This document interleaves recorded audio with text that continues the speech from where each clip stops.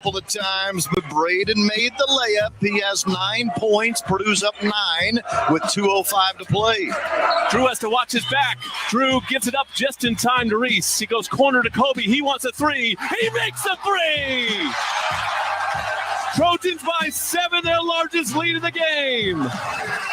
Timeout, UCLA, and this place erupts. USC basketball, double team on Drew. He kicks it to Boogie. He fakes the three, dribbles into a wide open mid-range, and knocks it through. Too easy for Boogie Ellis. He's got the stroke on lock, and the Trojans up 7. And here comes the crowd again. By Boswell. Mullen driving through. Will somebody hit a three? Finally. That's Justin Powell. Never led in this game. Larson again! Wow! From the wing, going hard. Hella Larson. Flustered, frustrated, fun, fantastic, whatever you want to call it. Today's Friday. It's alliteration. It's Friday.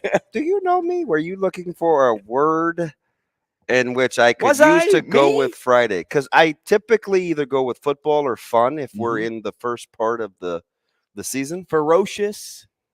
How about feisty? Feisty's a good one. It kind of fits all moods on a Friday today, huh? Yeah. Because you can hit the positive side of feisty, and you can hit the, oh man, if you're dragging your feet on the way to work today, it's still Friday, so you see the light at the end of the tunnel, but at the same time you're like, I got to be here for 8 hours. Oh, here's the cool thing.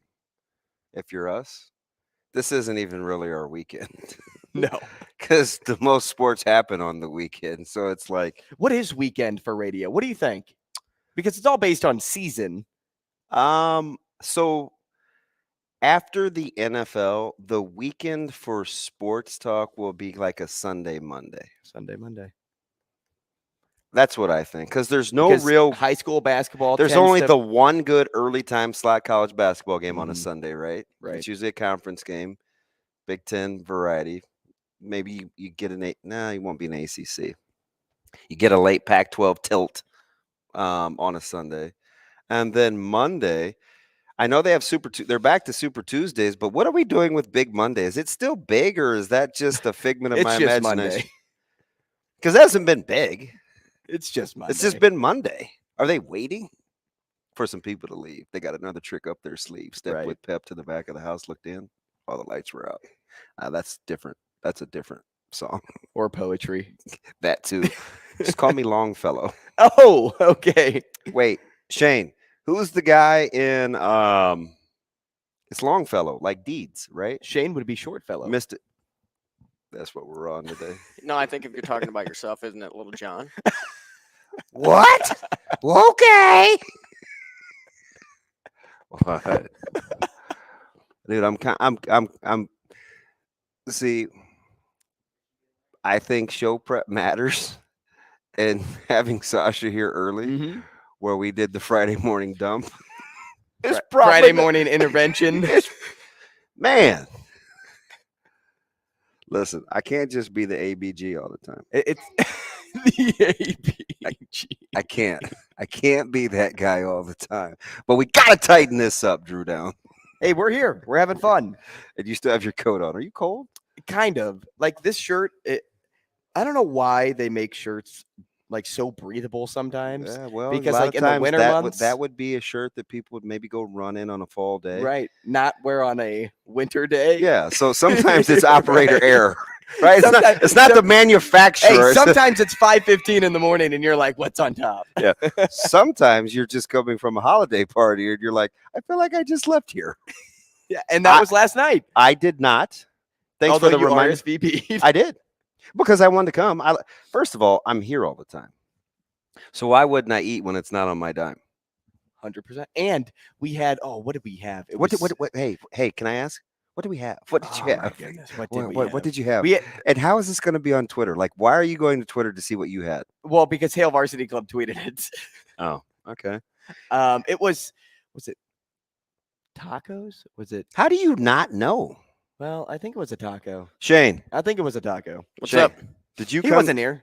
I was not here. Oh, it's after hours. Anything after 6. Do you even come out of the house? Anything after 10, I don't think he comes out of the No, house. 10 a.m. Oh, good call. No, like 1. Okay, 1. 1, he is public enemy. He's shutting it down. Shut it down. That's right. We can't play music. Liquid. What's up? Good morning. Good morning. How many times a year? I don't go out on a school night. No, I understand. You do look like a student. Yeah. Did you take the bus to school today? Hey, do you I remember? wish. Do you remember old Bugs Bunnies? Did you watch any sort of, or do you remember any Bugs Bunny? Yeah.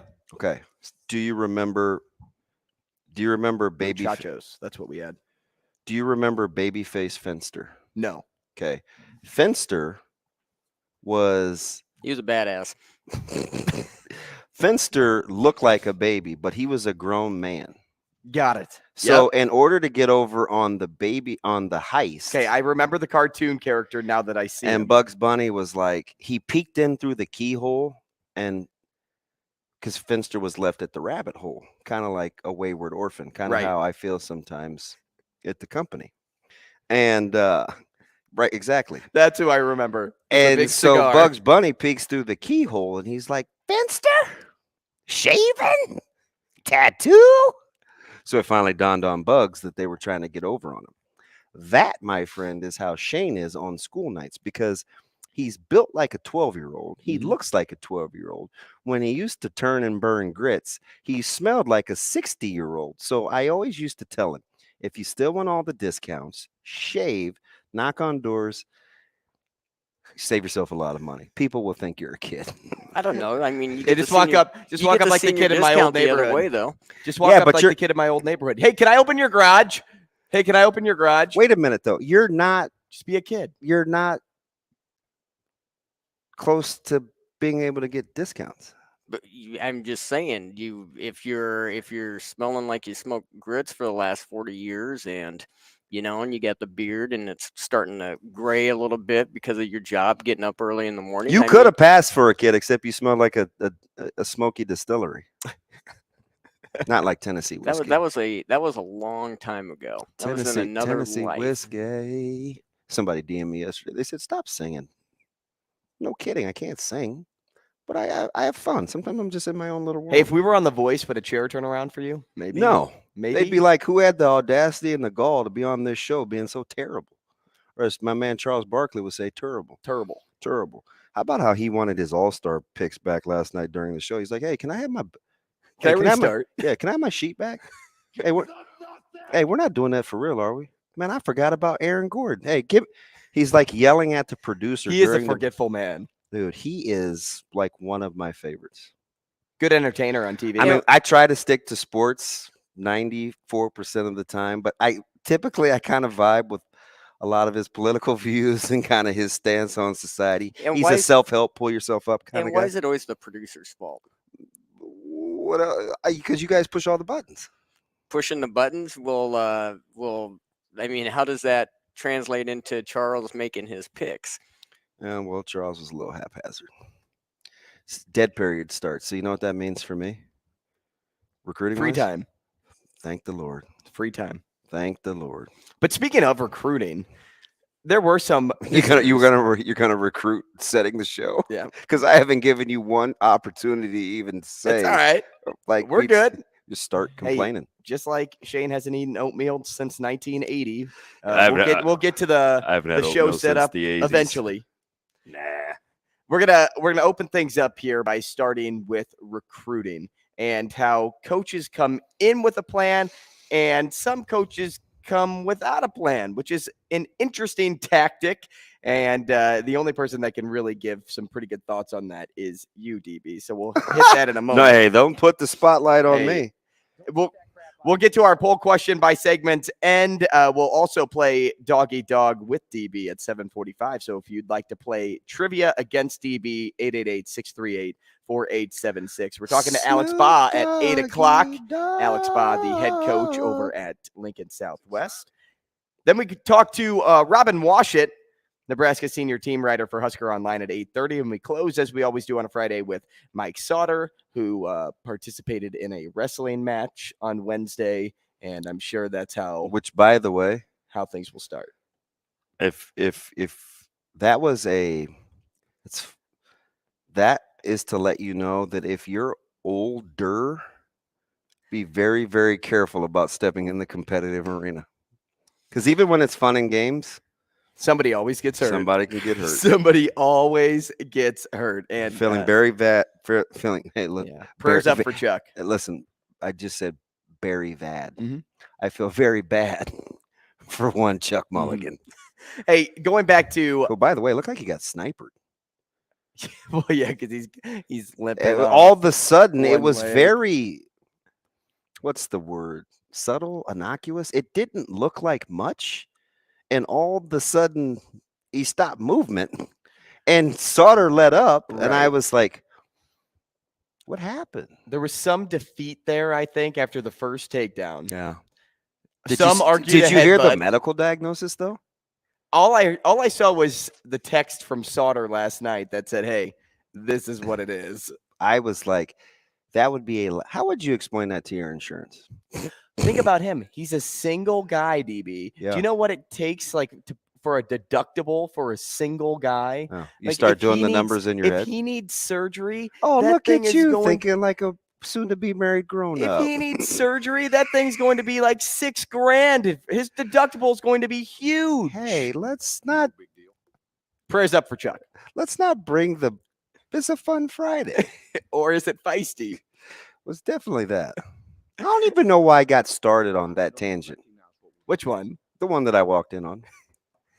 You just feel a certain way every time you step into the building. I feel some type of way, and Sasha was here, so all came up. Hey, some coaches have a plan, others don't. And you told me this based on recruiting visits that you witnessed on Wednesday this week. Now, all week. Thank the Lord for the dead period. Okay, I should say all week, but primarily we were talking about it when PJ Fleck came into town, and Omaha's garnered a lot of attention all over the place. I mean, coaches came to visit Westside, but they were also at Bellevue West, Omaha North, Ainsworth, Omaha Central. They were all over the place. Absolutely. And the schools in town ranged much further than just Minnesota, Colorado, you want Vandy. So off the top of my head, Penn State, Miami, Oklahoma, Northwestern, Wisconsin, Minnesota, Vanderbilt, Iowa, Iowa State. Iowa State's coming back.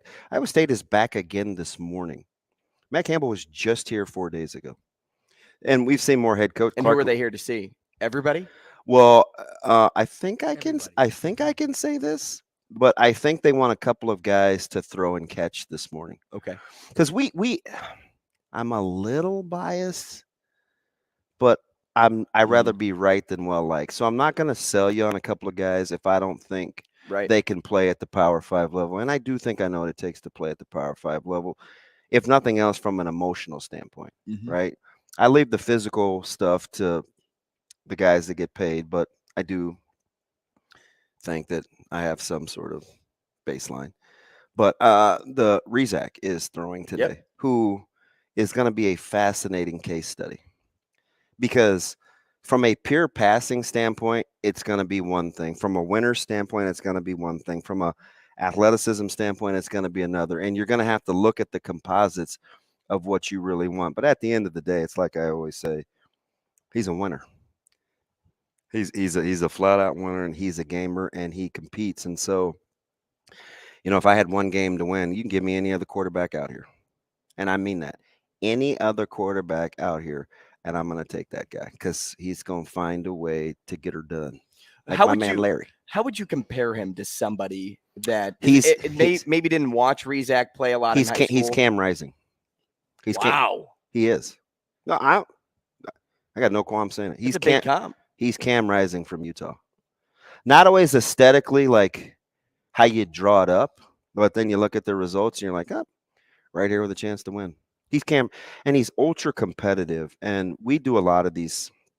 I'm not going to tell you how the sausage is made, but we care a lot about more than just if you can, jump 35 inches or whatever. There's like this mental component that we try to assess so we know how, pressure. And so we take a lot of tests, like tests that big time agencies use just to kind of get a gauge of where people's pressure and their aptitude is in crunch time, he's off the charts.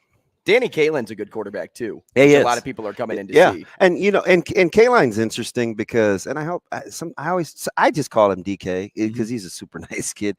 He's an interesting comp because physically, you go watch him throw, he's lights out.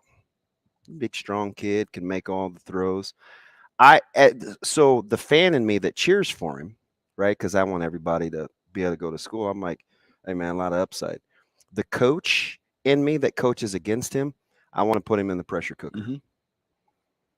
Like that's the duality of my personality. I'm gonna cheer for you, but I know if we want to have a chance to beat you guys, I'm gonna make you have to make plays that you're not comfortable making. So that will be and college coaches don't care. They just like the tools because I think they can coach the rest of it out of you. And listen, you don't get Penn State, Northwestern, Virginia. Who else came to see him? Miami. Like when schools only make one stop or two stops, you're probably pretty good. And that's DK. They weren't going anywhere else. He's got a pretty nice guy to throw the football to as well. Listen, no disrespect. Couple of guys. No disrespect to Hall. Give me Isaiah McMorris. Both are studs. Listen, here's the thing about Isaiah. He's ultra competitive. Those are miserable people to play against. And he works at it. Like the off season matters to him. I think he does his homework. He's hard to play against. Now, don't think for 1 minute that we're not counting the number of good wide receivers they have and already thinking about. Usually it's 3 or 4 they have. We'll see what it is this year, but we're already like, hey, coverage wise, this is what we want to do. What's their graduation year? What are those guys' graduation years? So those guys are 24s. So in the 24 class, you have Caleb Pyfrom, DK, Kalen, you have the Rezaks, you have Benning, you have Carter Nelson, you have McMorris, Hall. I mean, it's crowded. It's exciting. A lot of talent. It's exciting. A huge field. It is. Now, you told me though, but the dad in me though is removed from this situation. I do think there's a clear-cut number one in terms of a three-way guy, and that's Caleb Benning. When you talk about offense, defense, and special teams. I think any coach with a pulse that's played against said guy would say the same thing. You told me though on Wednesday that based on visits just with your kid, with Caleb, he asks a lot of good questions. Like he's a thinker. He likes to dig deep into the head of that head coach and say, what do you have in store for me? It's primarily because he was a relationship guy. Right. What's your plan for not only just me, but maybe the position group?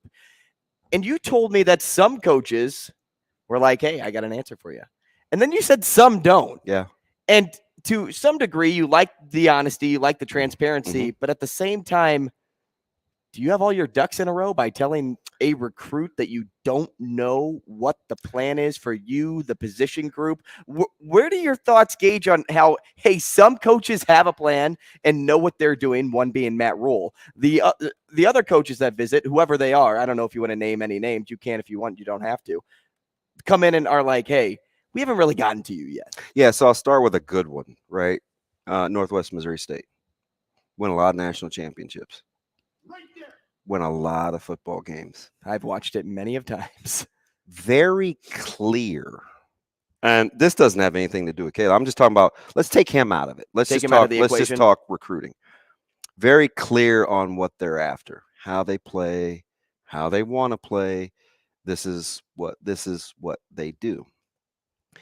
Then you have some other schools that are there for a couple of different reasons. Number one, it's another school said, hey, they weren't really familiar with the area, so another school may say, hey, you need to go check out such and such. And because that coach is reputable or whatever, they'll go say, oh, we better go take a look at this guy. You'll get some schools that are tweeners that gosh, he's on our radar. Man, we'd like to see him live. Like, can he run around? Can he throw for us? And they think they have a general idea. Then you have some schools that have a very clear-cut plan. Now, it's easy to say, the longer you've done this and the more ingrained you are, it's easy. It's easier for Iowa. It's easier for Minnesota, even though Minnesota has had some staff turnover. When you bring Rossi, Fleck, and Danny Collins, like those are dudes, right? Those are guys that they're going to sell you on their program. LeVar Woods comes.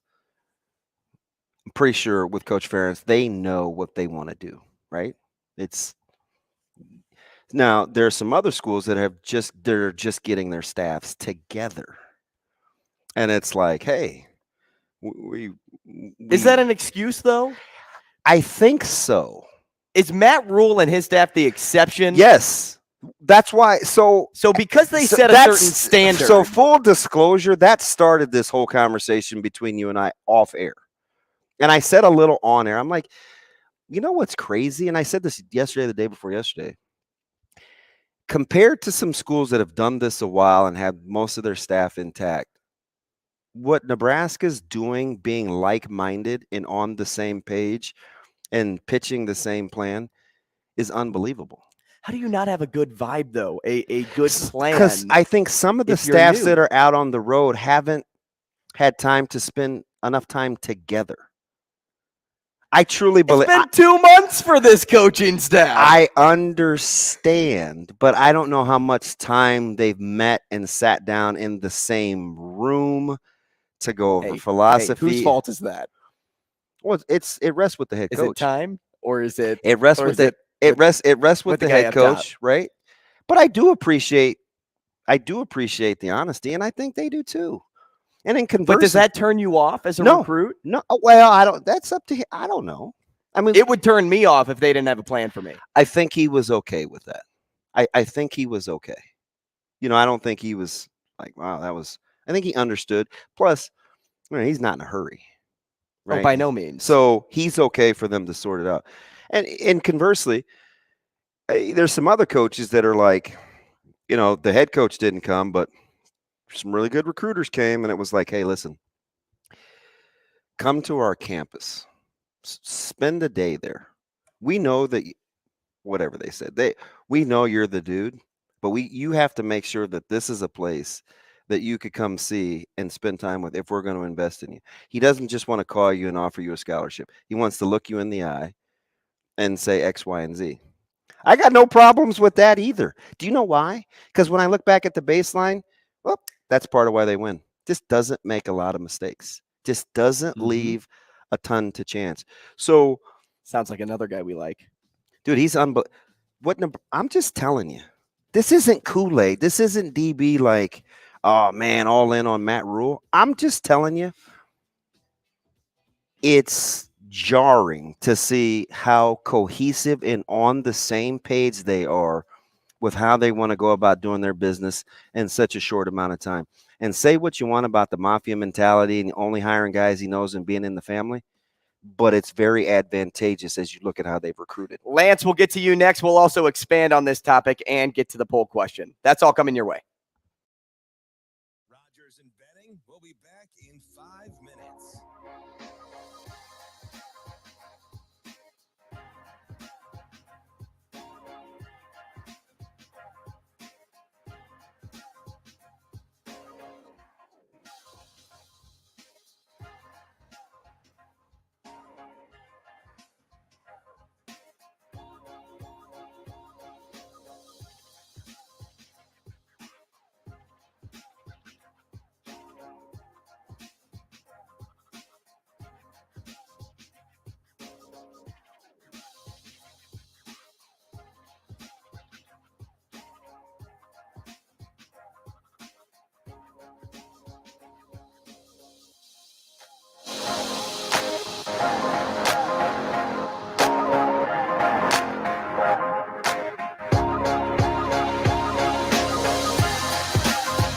Rogers and Benning will be back in 4 minutes.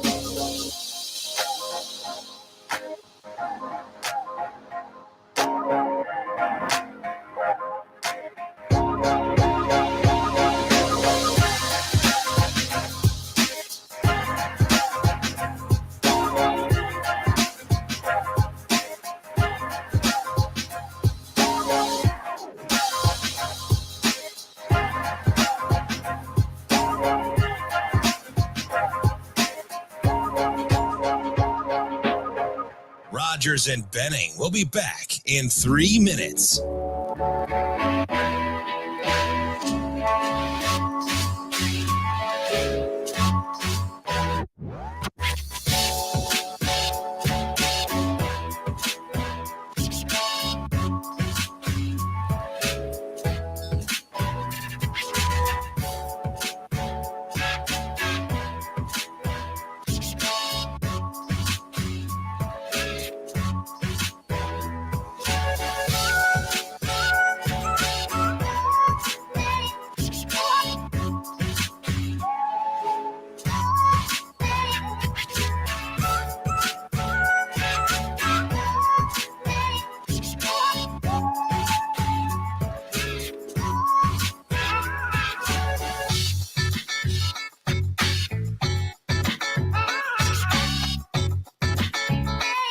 Rogers and Benning will be back in 2 minutes.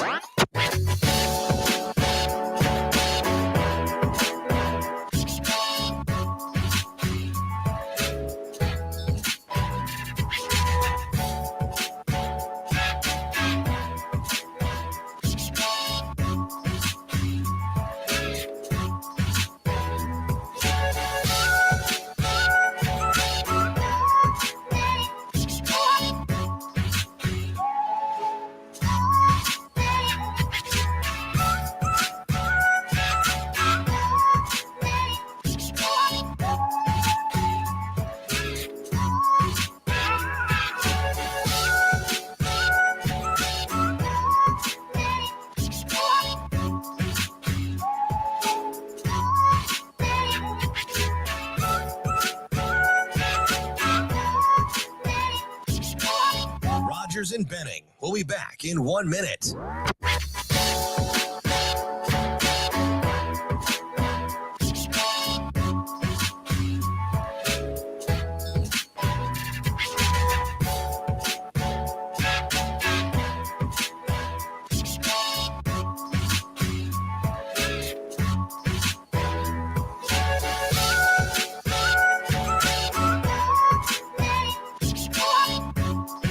Rogers and Benning will be back in 30 seconds.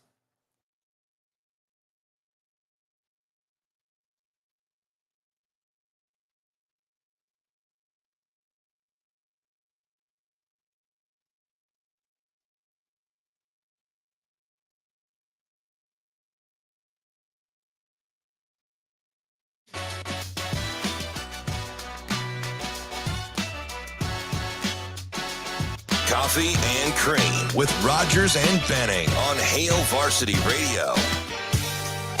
Welcome back to the show, Coffee and Cream in the Morning on Hail Varsity Radio, powered by Currency, live from the H&H Chevrolet stage at Hail Varsity Club. We're playing trivia next segment, so make sure to call in 888-638-4876. But in the meantime, let's expand on our current conversation. But I want to start with Michigan Lance on line one. Shane, can you bring Lance onto the show? Lance, good morning. Good morning, boys. How you doing? Hey, good. We can hear you today, so it's always a good day. What's up, buddy? Yes, indeed. So I heard a little bit, like I'm playing YouTube and I'm on hold, so it's kind of – so, Andrew, what were you – there was a staff that you felt didn't know what they were kind of – had a clear plan, but right. Nebraska does, and you like that way. So what was the staff and what was their plan where you felt it wasn't clear?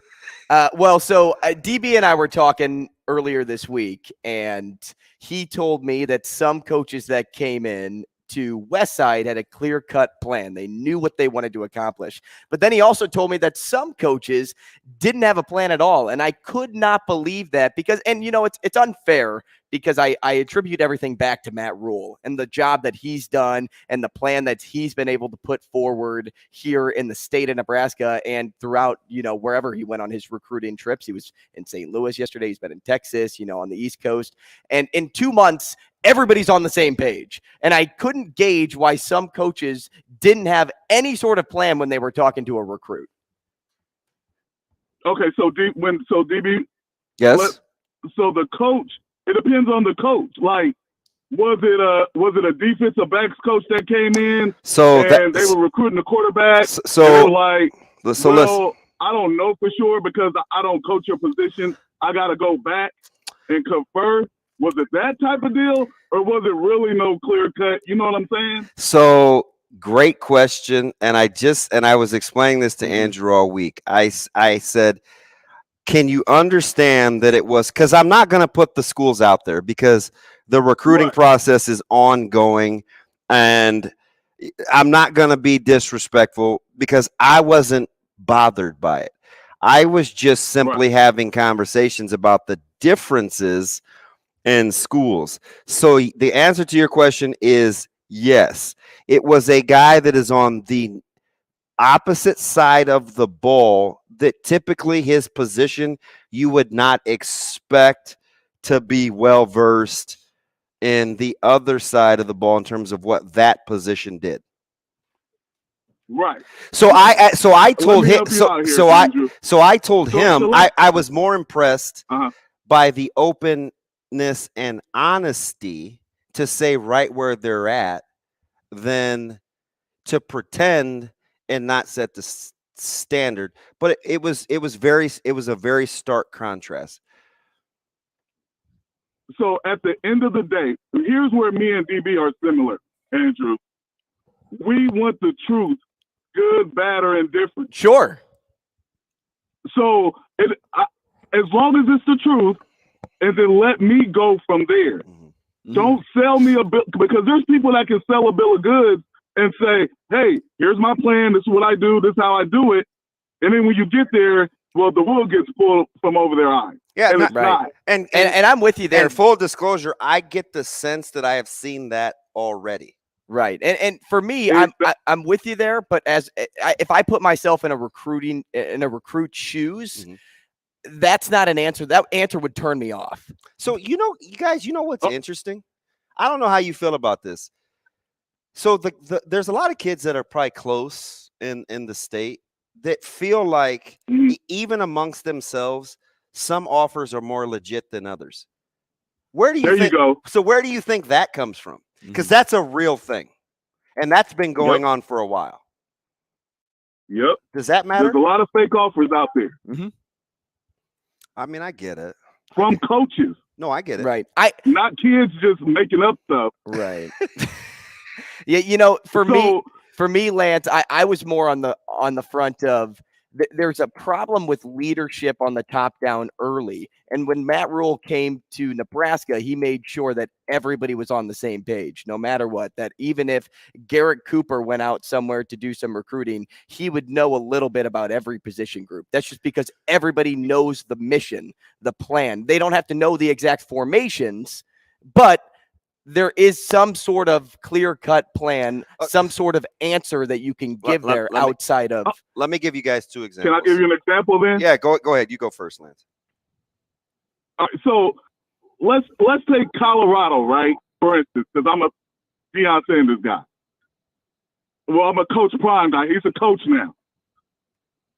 When he put his staff together, he said, hey, I hire guys that I know. And he said, I hired some guys that I knew somebody that knew them that I trust. So I may not know the guy directly, but somebody I know and trust knows them and says, this is your guy. Yeah. This is who I'm going with.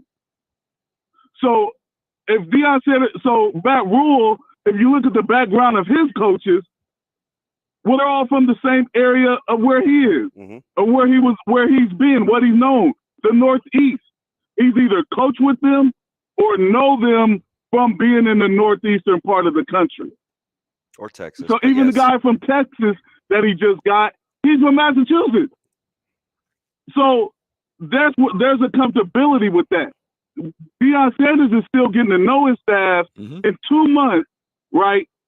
That's not enough time to really say, if I got a guy on my staff I don't know, but the guy who I trust told me to hire him, hey, man, I'm going to trust him to a certain extent. We still got to know each other. My assistant has to know me. Yeah. I have to know my assistant. So take somebody, for example, I get the time. I get the time aspect, what you're talking about. I understand that. It comes down to good communication, though, too, there, to hire that coach. Hold on. No. Listen, man. It's not that easy to say, okay, I got a guy I don't know at all, so I'm going on somebody else, right? I trust them, but I just don't. I can't trust their eye completely at a position that isn't their specialty to say, you know what, go out here and get this guy, because I might say, hey, I want this type of guy, and they may misinterpret it. Okay, I got this type of guy. Yeah, but I said this as well. Like, you didn't interpret what I'm saying right, because we don't have that comfortability of relationship of knowing each other long enough. Oh, he meant this, or I missed this intent. Well, sometimes that can happen. And sometimes it matters on who you're recruiting too. Like, it's up to that coach to be familiar enough to know the kid's personality, the young man or woman's personality, because two different examples. Nebraska lost out on an in-state guy a couple of years ago, and it basically came down to the school that he went to. They had a very clear-cut plan, right? We want you to do this. This is how we see you. This is this. And it fit his particular personality. So for as mad as people were at Nebraska or whatever, for not getting him, it was more about what the other school did. Right now, conversely, if Tony White comes to if Tony White, who's been here all of 4 days, comes to Westside, and they're talking 3-3-5 and going over film and weak side defense and how he could play in the nickel or the corner or the star or whatever, and you know that he hasn't been there very long, whether he has a clear-cut plan or not, the fact that that's been discussed with the staff as a whole before he even hits the road, like, that's impressive too. You know what I mean? So most definitely. Well, and maybe, excuse me, maybe I'm unfair, right? The way that I think may not be how everybody thinks, obviously, and that's why it's good to get a couple different perspectives.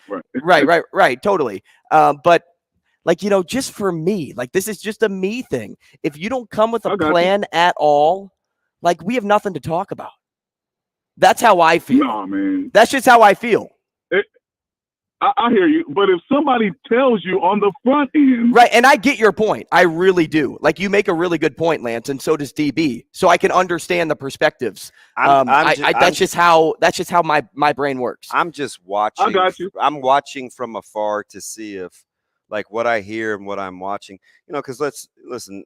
I get along with a lot of the other coaches in the Metro, and so we talk about when schools come by and what's happening and what's their strength. And, and part of it is me just wanting to glean information to compare and contrast to Nebraska, right? Because I want to know if they're on the right track. But some of it is just, I want to know how other people think. So there's a lot of different ways to skin this thing. But at the end of the day, I pit it against how I see a team play on Saturdays versus what I'm hearing before then. You know what I mean? Right. I'm there. Lance, go ahead. Go ahead. One quick thing, man, real quick. Damon mentioned Northwest Missouri State, right? Yeah. I had a kid on my team that Northwest Missouri offered them a walk-on several years ago. He accepted the walk-on. A week later, they rescinded the walk-on. Now, this is the prestige Northwest Missouri State, right? Right. That has a plan and knows what they're doing. They rescinded a walk-on, not a scholarship, a walk-on offer. Mm-hmm. So, hey, don't sell me a bill of goods. Tell me on the front end. Hey, I got another guy behind you that I may look at too, that this may not be there. Hey, I'm with you with that transparency. Yeah. Northwest Missouri State. And Northwest Missouri State, I know very well because I went to Lindenwood. So thanks, Lance. Appreciate the call. Hey, trivia's up next.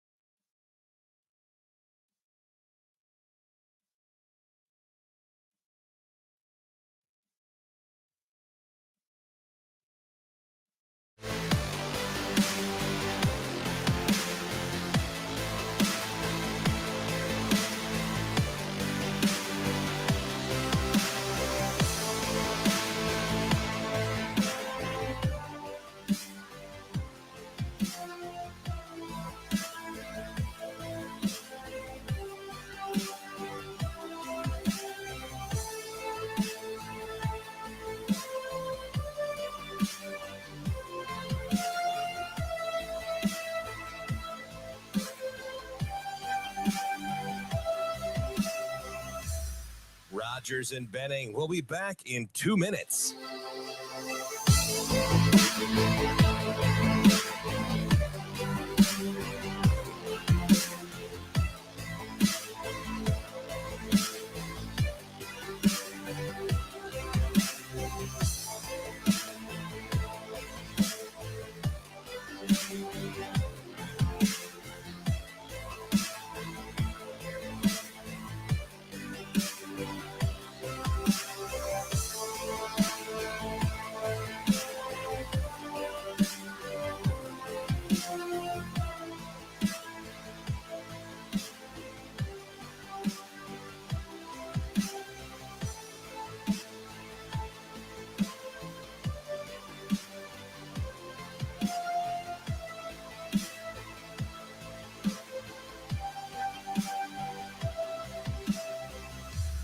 Rogers and Benning will be back in 1 minute.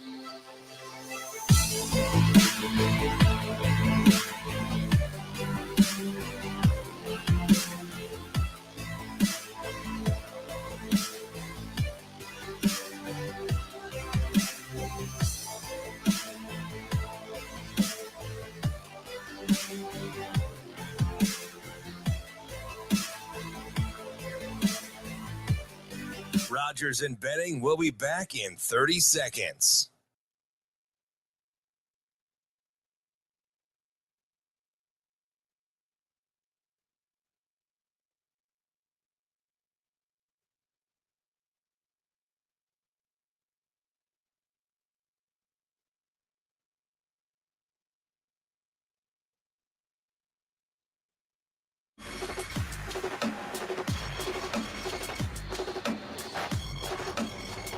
Coffee and Cream with Rogers and Benning on Hail Varsity Radio.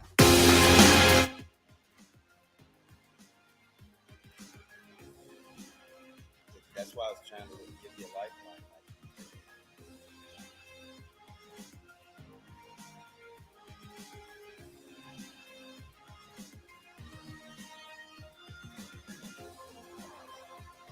Coffee and Cream in the morning on Hail Varsity Radio, powered by Currency. Damon Benning, Andrew Rogers. We had a great conversation with Michigan Lance during the last segment, so we always appreciate his call. A lot of opinions on Twitter. Opinions, but good points from both sides. Yeah, and Husker follower says, go ahead. I could see something like, hey, you're good. We want you. We don't know exactly how you'll fit in yet. I think we could develop you to succeed at multiple positions, but we will put you in the best position to use your talents to help the team and yourself. Like that could work. Mm-hmm. Absolutely. Right. And I think the whole key to good quality recruiting is understanding who you're talking to. Like for some kids, you and I were just talking off air, right? One of the things that sticks in Andrew's craw is my personality is I would want to know, hey, how do you envision this? Some other people may just enjoy the process. Hey, school X was here to see me. Whew, right? So you have to be very cognizant of that. Of who you're talking to. Right. But at the end of the day, when I tweeted this out the other day, I said, recruit the type of players that enjoy the competition and playing more than being recruited. And that's two-sided. It's for the prospective student athlete, and it's also for the university, because it just will alleviate a lot of headache. You know, why did I like Northwest Missouri State? Well, full disclosure, I'm a little biased, right? Like I'm a Bostwick family guy. I know what that school is meant for kids in the area. They win a lot. They've come to high schools that I've coached at just to provide insight. We've gleaned a lot of things from them in terms of how to play defense, how to tackle, like what their philosophy is. You can learn a lot on the basketball court too. Hey, listen, let me tell you how good they were. When they're talking to our head coach the other day, you talk about knowing who you are. I'm listening. I'm just listening. I'm reading the paper in my head coach's office. right? I'm kind of paying attention because I know him, but I'm not trying to steal that thunder either. I'm not trying to go back and, he's Zach Martin is there coaching, Coach Martin's son, who I coached and coached with. They've had a ton of guys, so I'm a little biased, right? Just because whatever they almost that was Northwest Missouri State was the first school to call about Xavier Betts 5 months ago, right? So they know what they're doing.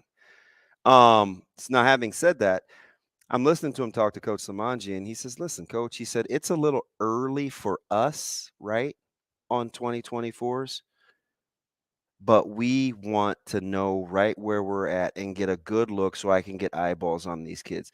He made the concession, even as a program that wins national championships and multiple games, he understands full well where they may be in the grand scheme of things, right? Because it takes a certain amount of conviction and security to come in after, Virginia or Northwestern or whatever and say, "Hey, we're Northwest Missouri State."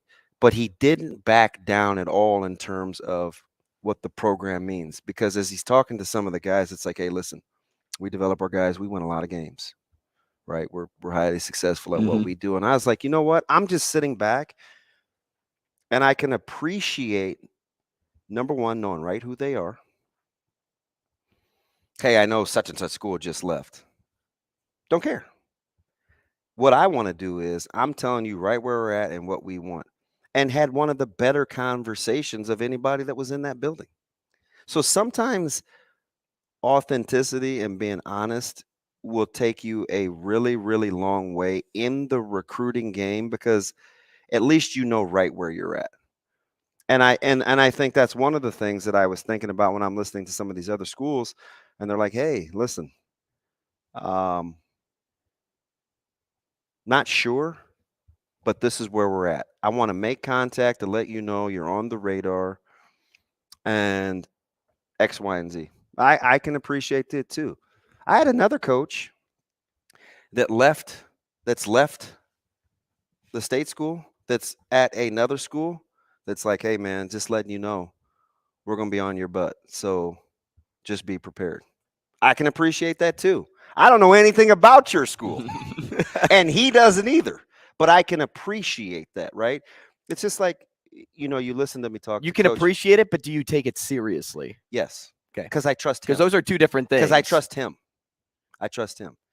But say you didn't know him. Say it's coach comes up and says like, "Hey, we like you. That's a good question. We'll put you in the best position to succeed," like Husker follower had said. It doesn't. But do you take that seriously because it's just like a, "Hey, handshake, move on"? Does this make sense? I don't. It's not about me. Sure, it's about the recruit. So the individual. I don't. I'm just listening. But put yourself 20 years ago. I know. 25 years ago. How old? 48. Yeah, but you know what's dangerous for me? To interject myself. In the current process, right? And with revisionist history, is very, very hard. It's a very, very fine line, which is why you listened to me talk to another Metro coach the other day for 40 minutes. I called him right after the show, right?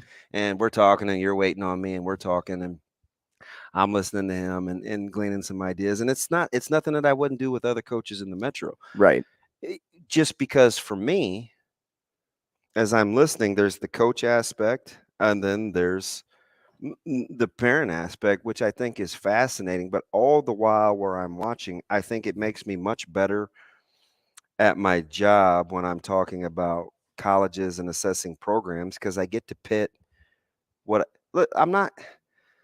it'd be disingenuous for me to sit here and say, I have no idea how Kansas State wins. I have no idea why Iowa wins. I have no idea why Minnesota wins. I have a very good idea of why they win, because I'm watching. Right. I know how important culture is to some schools, right? Coach Aycock, Coach Matt Campbell. I know why, and say what you want about the pushback on Matt Campbell sometimes for me is laughable, but I know why that he's been able to sustain that program. I watch him, Mhm. right? Like I'm paying very close attention. Do you know why? Do you know why I believe? I don't know if it equates to wins, but do you know why I believe in Coach Rule? You know why? I talk to him all the time. It's because he knows what he wants to do. He knows what players will fit his program. he's a fit guy. Right. He knows, based on where I've been, how I like to coach, what my staff is about. This player works for me. He's not out here casting this wide net and shaking the colander and seeing what's left. Mhm. So Yeah, he's not just reaching for 5-star guys and that's listen, it. I just talked to a guy. We're going back and forth on text. Guy I respect a lot. He's in education. He's got some kids that are pretty good. I saw his youngest son at the Prep Westside game the other night. And he's a diehard fan of another Big Ten team. Doesn't even like Nebraska. He puts the school that he cheers for, he's got the rock in his yard. He's got the porch swing. He's that dude, right? Mhm. Hey, man, I'm really starting to come around on Nebraska. Seems like they're all in, authentic. What's the word that he used? He just sent it to me. They seem to be attentive and willing to lock down the state. He doesn't even like Nebraska, right? But you can witness it. Yeah, one of his very good friends, our mutual friend, his kid went to his school, Right. right? So it's like some things. It just is what it is, and I think it would be a lot easier for the fan base to kind of understand that it's complicated. Like you want all these kids to stay in state, and there's a good group, man. Look at 24s and 25s. I mean, fudge. Nebraska has it going. It's some fellas, right? And I just told you, I just named the 4 schools that are at Bellevue West. Look who's going to Ainsworth. I mean, Michigan, Penn State, everybody, right? And you almost wonder too, because of how Matt Rule's inserting himself in the area, like he's rebuilding the pipeline in Texas and he's inserting himself in everybody else's territory, that you almost wonder if there's a little jealousy or resentment from other coaches like, hey, I got to do the same thing to him because he's doing it to me. But they're playing catch up. Everybody's playing catch up with Matt Rule. That's what I've been noticing over the past few weeks. If I'm listening to Clark Lee, right? He comes in from Vandy, was later in the day. And people have a certain vantage point of where you are in the SEC. He doesn't believe one word of that. Not one word. And the way that he talks and his conviction and belief and being able to cast a vision, see, that kind of stuff matters. If I'm another school, I won't say them out loud. And let's say you come, school's out early, right? You kind of mistimed it. You said you're going to be here at this time. You think you have more time. School's out early on Wednesdays. You wait through a basketball practice. You watch the workouts. You wait and meet after. Like, that's going to resonate. What am I supposed to do about that? You know what I mean? It's like, now let's not, full disclosure, I did tell, right? I did call and I'm like, hey, this, and this and this happened, right? Like, I can't help it. It is crazy. I can't help it, right? It is crazy though, having like an inside source, but at the same time, seeing a coach spend, and how long is practice? 2 hours? Oh yeah, and if hoops with Coach Simons, who's super diligent with that maybe staff, 2.5 hours, it's longer than that. right? Yeah. So it takes some dedication to stick around to talk to certain players. That's why, and these coaches. That's why I like Coach Rule's tweet when he said "enough's enough." These coaches are coming in here just too confident. Hey, we're gonna play Dog Eat Dog after we talk to Alex Bahe next.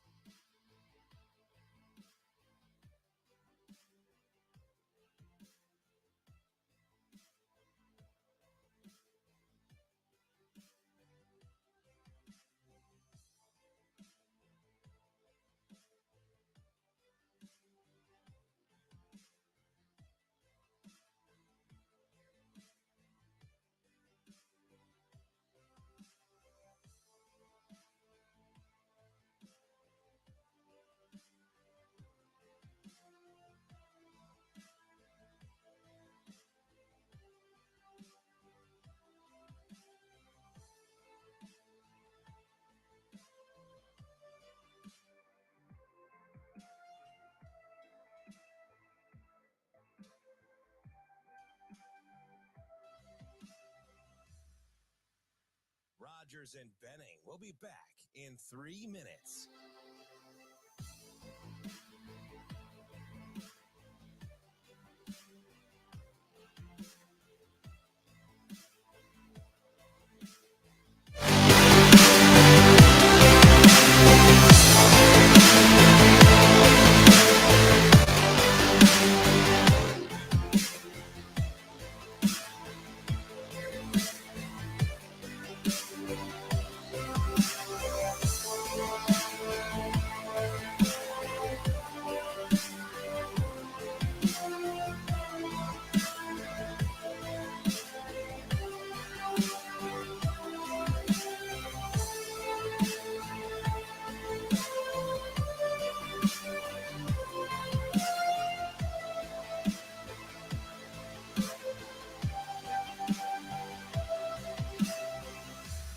Rogers and Benning will be back in 2 minutes.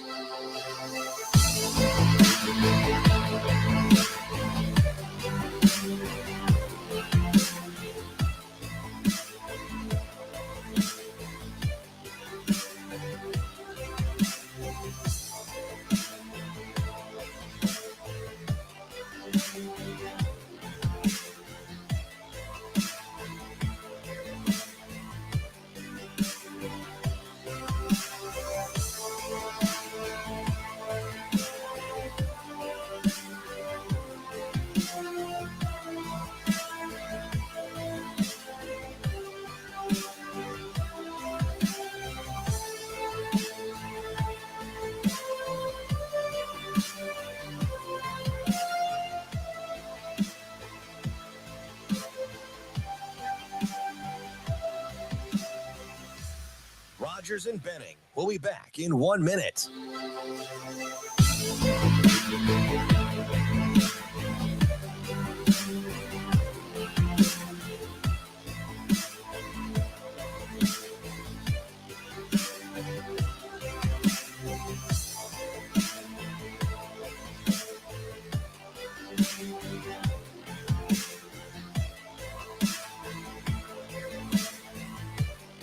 Rogers and Benning will be back in 30 seconds.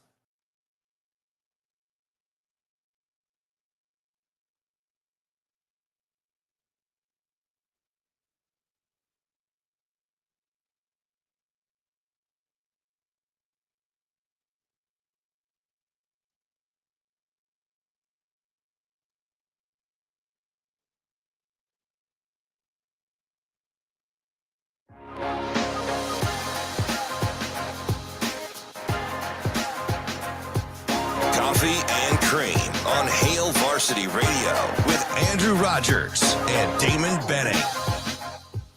Hey, back with you, top of the hour here on Coffee and Cream in the Morning on Hail Varsity Radio, powered by Currency. He's Damon Benning. I'm Andrew Rogers, and we are live from the H&H Chevrolet stage at Hail Varsity Club. Thanks for joining us, 590 AM ESPN Omaha, 590. I just said that. 1480 ESPN Lincoln, live on Twitter, live on YouTube. And now I'd like to bring in Alex Bahe. Bahe is the head coach of the boys basketball team at Lincoln Southwest. Alex, good morning. Good morning, guys. Thanks for having me on. Hey, appreciate you, man. It's always a treat when we get to talk to you, and in particular on a personal level, man. I enjoy the heck out of you, man, and congratulations on a good start to the season so far.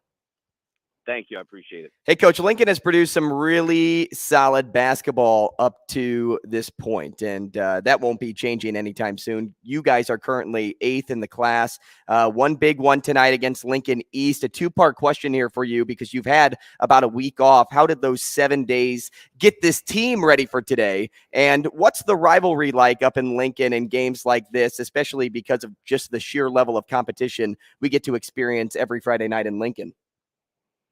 Well, to start, I mean, I think these breaks at this point of the season can be a blessing and a curse at times. I mean, it's nice to get a one-game week to prepare, but, the challenge is, keeping guys focused and locked in for an entire week of practice. The rivalries in Lincoln are insane this year. The Lincoln is as talented top to bottom as it's been in as long as I can remember, and I don't think anybody disagrees with that. So, whereas it used to maybe be 1 or 2 Lincoln games you'd have on the schedule that would pack a gym in a season, it's night after night, weekend after weekend. We're getting full gyms every night. So we got to be ready to go against East tonight, just like we've had to be in every Lincoln game to this point. It's interesting. We were talking to Kevin Suits a couple of days ago, and I asked him. So I asked him right after the Hack tournament if he was ready to make any bold predictions about Lincoln High School basketball, and very calm, cool Kevin Suits he said, I think I'll wait. There's this round robin schedule coming up the next 3 weeks. Let me sort it out. It has been a gauntlet. And if you're trying to play the math linear game of A plus B equals C, so C equals, that doesn't work. How in the world are you negotiating the scout versus opponent performance versus what you think you bring to the table? Do you just simply make it about your guys? Well, I mean, to be honest with you, the scout in Lincoln is pretty easy because we know each other so well. That is true, especially the kids. So the kids know each other, the coaches know each other, so East knows exactly what to expect from us tonight, and we know exactly what to expect from them. I think the key to this season has been, I think if you remove Bellevue West, I think this is as wide open as Class A has been in as long as I can remember. Mm-hmm. And, you've got Lincoln, incredibly talented top to bottom. I think what you got to do is just hang in there. You're not going to win every game in Lincoln. No one's going to. No one has. And so it's just building towards playing your best basketball by the end of February, and it's making sure you bring it every night against Lincoln opponents because you're going to have to win games. Alex, offense can come in all shapes and sizes in high school basketball. It can also come in a lot of different ways. I mean, for your group, it's the long ball. You guys like to shoot the three. Now, Southwest is 9% above the national average for three-point attempts, but have made 36% more than the national average projects by this point, too. So based on this model of being a perimeter-heavy offense, what goes into your prep as a coach to draw up plays in order to get your shooters open and play to their strengths? Well, those are stats I was not aware of. I appreciate you running those past me. I'll have to double check with my coaching staff to see if those are stats that we like. We want to get out and run. So it starts with transition for us. And, we've got the athleticism to do it, and that's our program philosophy. We want to play fast and get up and down and make plays in space. So, a lot of that starts with us hopefully getting defensive stops, pushing the ball fast in transition, putting some pressure on the rim, and then having guys that can stretch the corners in transition and knock down some threes. So, I don't know that we have any one just bona fide lights out shooter, but we've got a lot of guys that can make it from the arc and a lot of guys that can attack the rim, and so it opens that up. I go all the way back to, and this is pre you winning a state championship with True Blood and those guys. Obviously covered you a ton doing your broadcast. This is fascinating just because you and I both know I've seen so many of these kids since they've been young. So I've seen the Ryland Smith, the Chuck Loves, you got Helms, you've got Frager. You got a ton of options. How do you know how you want to play to make sure that you're complementing all your strengths? Oh, I think that's been the biggest challenge. I didn't even mention Boom, who I think is integral too. So it's like, you got options. Absolutely. Oh, we've got so many options that if we as a coaching staff, I think, tried to micromanage it and make sure we got the ball in this guy's hands at this time and that guy's hands at that time against this opponent, I think it would be a misstep. So I think our upside is our ability to have it be any guy on any given night. And so if you can just get guys to play hard, share the ball, and play on instinct, that's where you have success. The challenge is getting a lot of, and we don't have selfish guys, but getting guys that are as capable offensively as every one of our players is, to live with the fact that one night it might be 20 and the next night it might be 6. So it's a lot of psychological management and emotional management throughout the season and trying to get everybody on the same page that our one goal is sharing the ball and winning games. We're talking to Alex Bahe, Lincoln Southwest head boys basketball head coach. Toss him a follow on Twitter at Alex_Bahe. DB just talked about the grouping of players on your team, I should say. But let's talk about your team's leading scorer now. What's there to love about Chuck Love? Oh, I mean, he can really put it in the basket. I mean, he is a special talent that I think is, you forget that he's just a sophomore. And I think he's maturing every day and expanding his game every day. So he's a real offensive talent. He's got a ton of potential defensively. And I think it's been games for him when he recognizes how disruptive his length can be defensively, that it leads to offense for both him and us. So I'm just excited to see how he continues to progress because so much of his best basketball is ahead of him, and he's already played really well as a sophomore. I know we've only got to get you out of here at 8:12 because you're the duality of the coach teacher. Two quick ones from me. I'll get into East and the scout here in a second, but we do NEB preps every week with Jacob Padilla, and we really try to cover and scour high school basketball. So we watch you guys close. And the last couple of weeks, Braden Frager has really started to kind of come on.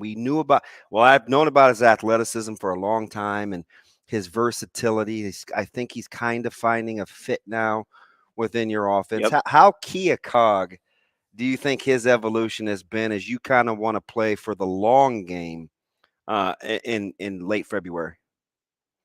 Yeah, I'm not quite sure why he falls under the radar as much as he does. I agree.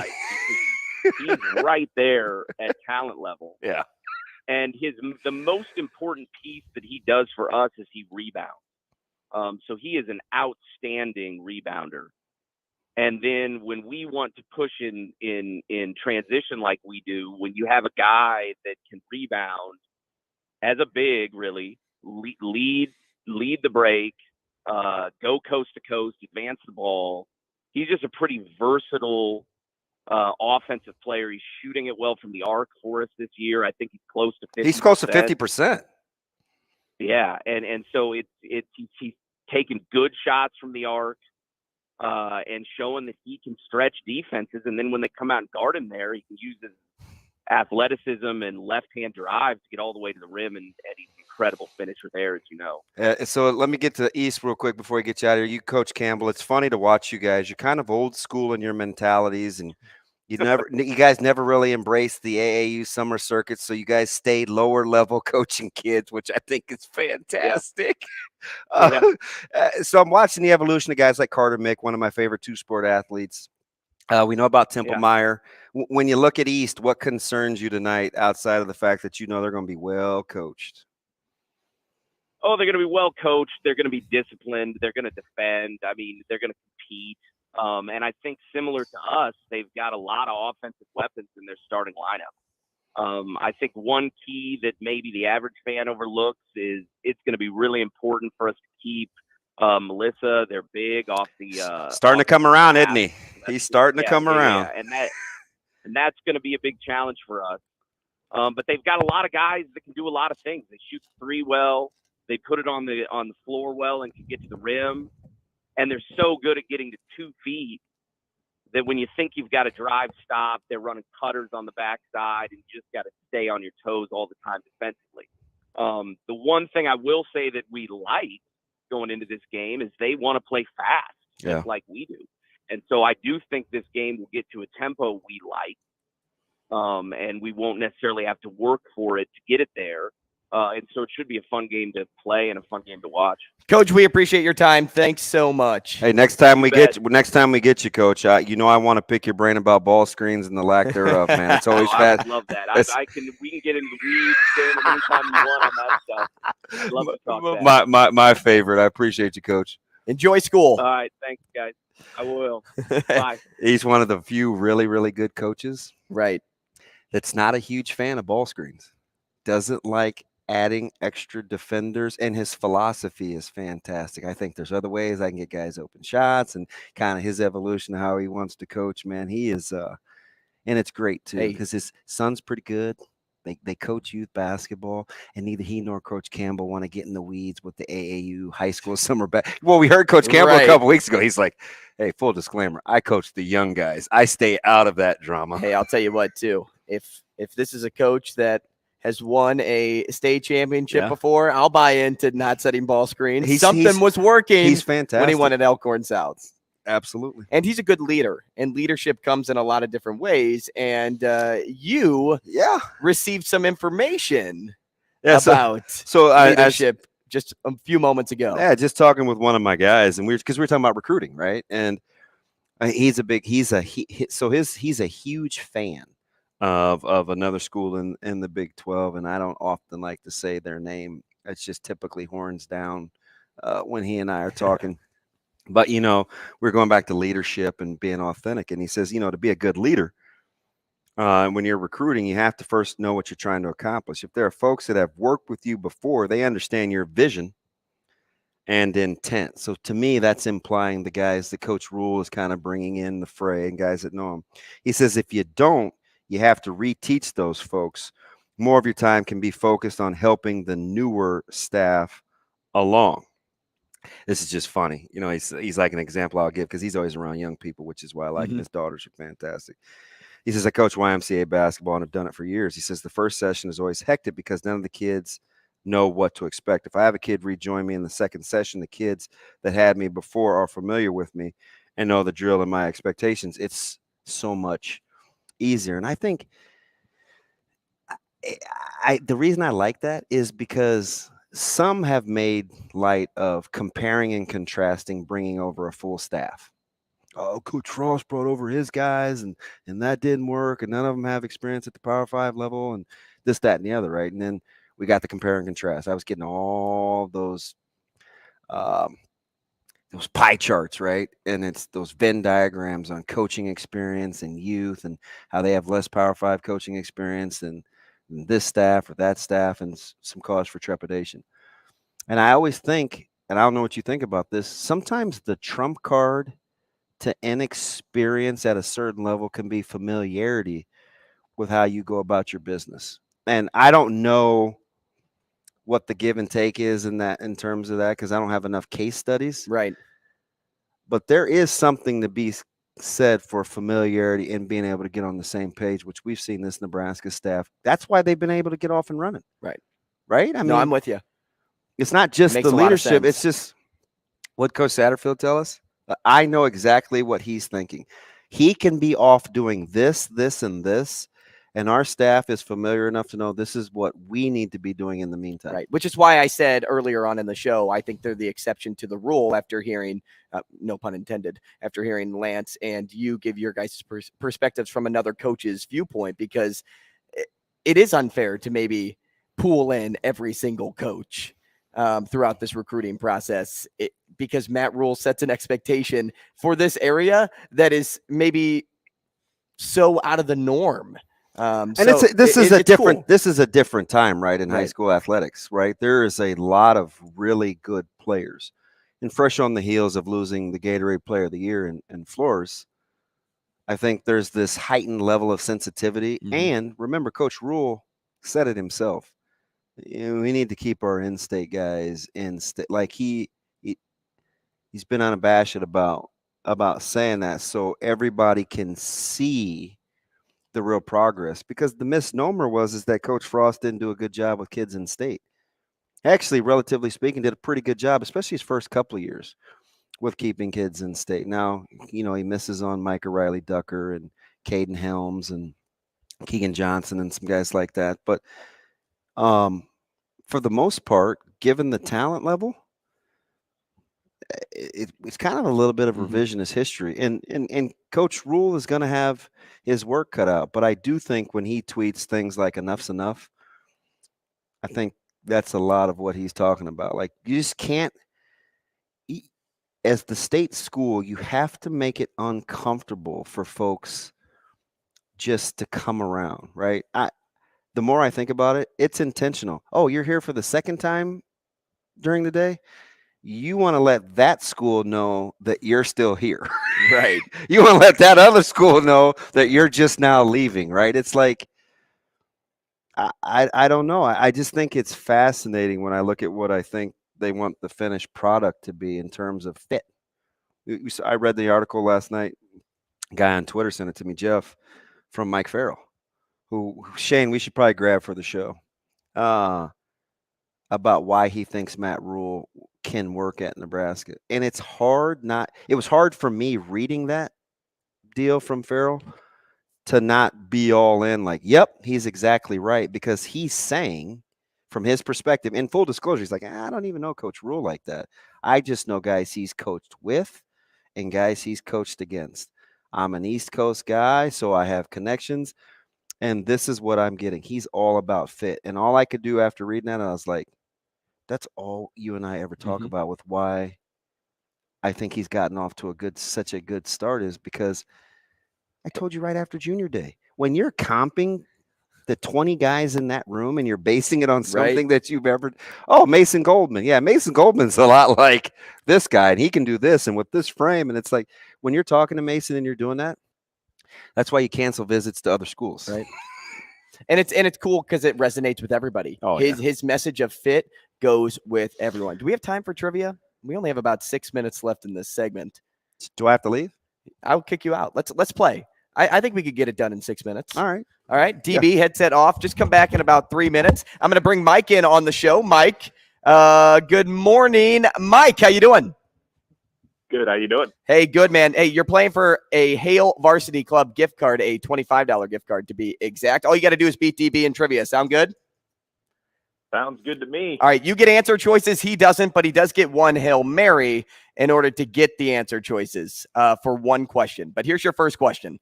Caitlin Clark joined Dwayne Wade earlier this week as the only women's or men's Division I players with a triple-double versus an AP top 2 opponent since 1999. What Conference USA team at the time did D. Wade play for? Was it Louisville, Marquette, or Cincinnati? Marquette. Question number 2. Frank Reich was named the head coach of the Carolina Panthers yesterday, the 6th head coach in franchise history, excluding interims. Who was the longest tenured head coach for the organization? Was it Dom Capers, Ron Rivera, or John Fox? Oh, I'm going to say John Fox. And question number 3, Mike, contrary to popular belief, it was Scott Rowland who was elected into baseball's Hall of Fame, not Mark Grace, Shane, just so you know. Who's Scott Rowland? He won a World Series with the Cardinals in 2006. Who won World Series MVP that year? Was it Albert Pujols, David Eckstein, or Chris Carpenter? I'm going to do, I don't know, Albert Pujols. Okay, and your tiebreaker question, how many total career points does Caitlin Clark currently have? Just throw out a number. Closest one gets it. No idea. Let's just say 500.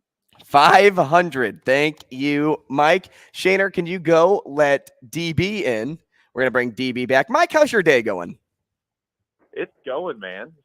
Enjoying myself on coffee and cream right now. Hey, I love it. I love it. We appreciate having you on the show. DB, it seems like you've got your work cut out for you. You excited? Mike, I'm going to keep you on the line. Feel free to react anytime. Just don't give away any answers. You are coming off a loss. Yeah, Kendall got me. Although he had audience help, so there's no But then you tied Shane. Okay. No, you beat Shane. Okay. You beat Shane. So I'm technically off the you're schneid. off a win. Okay, we got about 3 minutes here. All right, I'll hustle. Question number 1. Caitlin Clark joined Dwayne Wade earlier this week as the only men's or women's Division I players with a triple-double versus an AP top 2 opponent since 1999. What Conference USA team at the time did D. Wade play for? Marquette. DB, question number 2. Frank Reich was named the head coach of the Carolina Panthers yesterday, the 6th head coach in franchise history, excluding interims. Who was the longest tenured head coach for the organization? That's my franchise. That one got me. It's I'm glad I had the choice. it's either Fox or Rivera.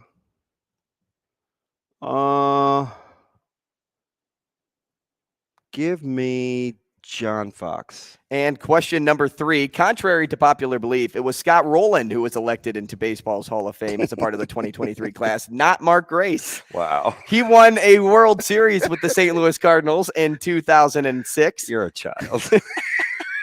Who was World Series MVP that year? Remember, you do have the Hail Mary left. God, was it Eckstein? Give me the answer choices. Yeah. It's either Albert Pujols, David Eckstein, or Chris Carpenter. Ooh.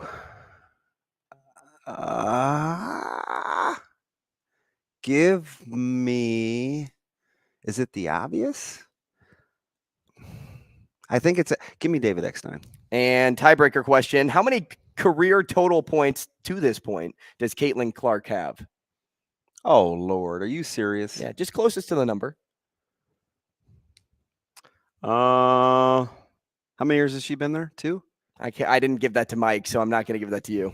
So let's see. 35 games. She goes 20 a night, so that's at least 700. She has 1,500 career points. 1,550. 1,550. Changing his mind. Thanks, DB. Let's go through them. Mike, can you win a gift card?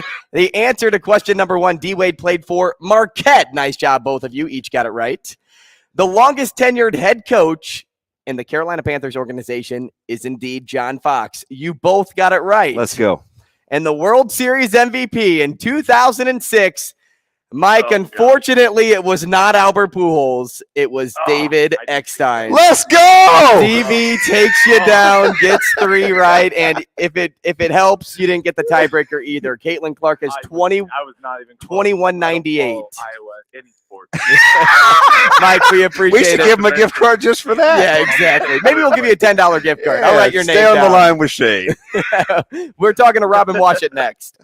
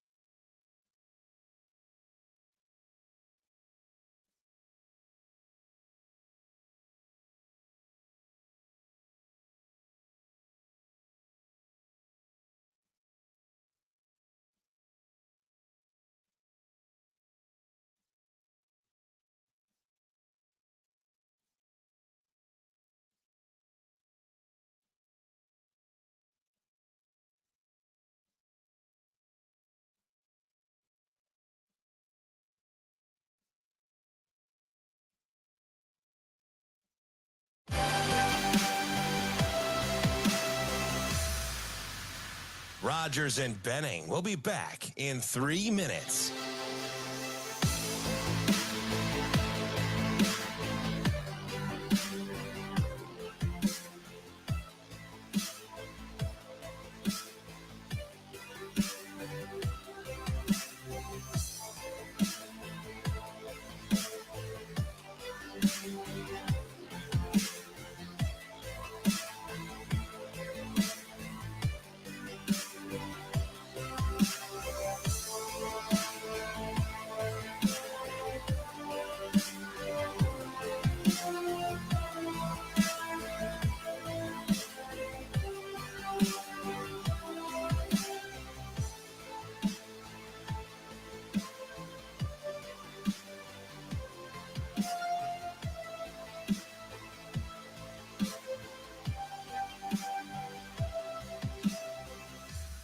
Rogers and Benning will be back in 2 minutes.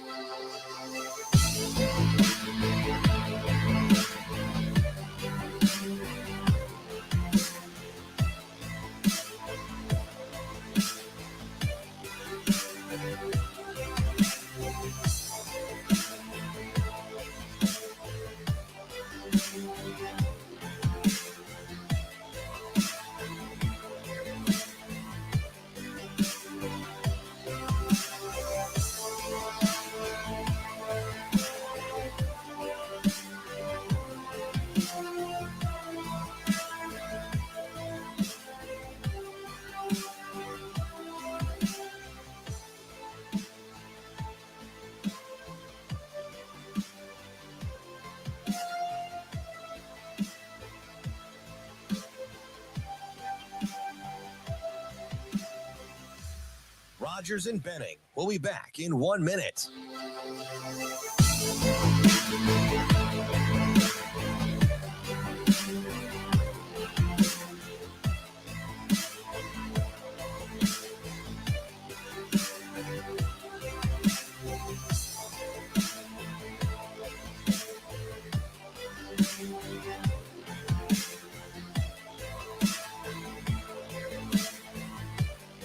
Rogers and Benning will be back in 30 seconds.